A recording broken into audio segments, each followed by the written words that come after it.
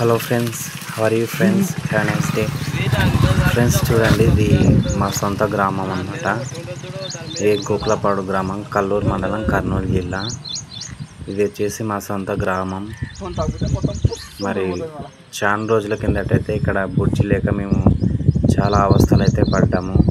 మరి విద్యార్థులు అయితేనేమి, రైతులైతేనేమి, చాలామంది అయితే మరి పొలాలకు వెళ్ళాలన్నా, కాలేజీ స్టూడెంట్స్ కానీ కాలేజీకి పోవాలన్నా, ఇంకా వేరే ఊరు నుంచి మా గ్రామానికి రావాలన్నా కూడా చాలా భయాందోళనగా ఉండేది గ్రామంలో.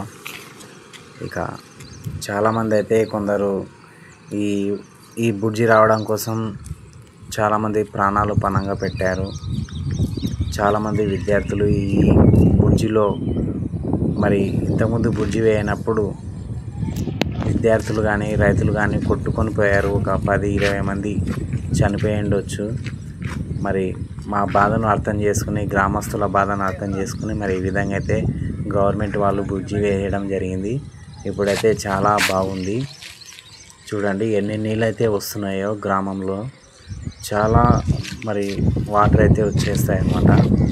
ఇంకా వేసిన బుడ్జి ఇంకా కొంచెం హైట్లో వేసింటే బాగుండు, కానీ తక్కువలో వేసినారు. మరి బుడ్జి పట్టుకొని నీళ్ళు అయితే వెళ్తున్నాయి. ఇంకా కొంచెం మోతాదు ఎక్కువగానే వస్తే బుడ్జి ఎక్కి పారుతాయి అన్నమాట. చాలా విపరీతంగా అయితే వాటర్ అయితే భారీగా అయితే వచ్చేసినాయి. ఇప్పుడు అయితే మరి జాబర్స్లకు కానీ, కాలేజ్ స్టూడెంట్స్ కానీ, రైతులకు కానీ మరి తమ పనులు చేసుకోవడానికైతే మరి ఎలాంటి అంతరాయం లేకుండా చాలా చక్కగా చాలా బాగుంది. ఇంకొచ్చేసి బుడ్జి కొంచెం ముందర ఇంకా వాటర్ అయితే నిలిచిపోతున్నాయి.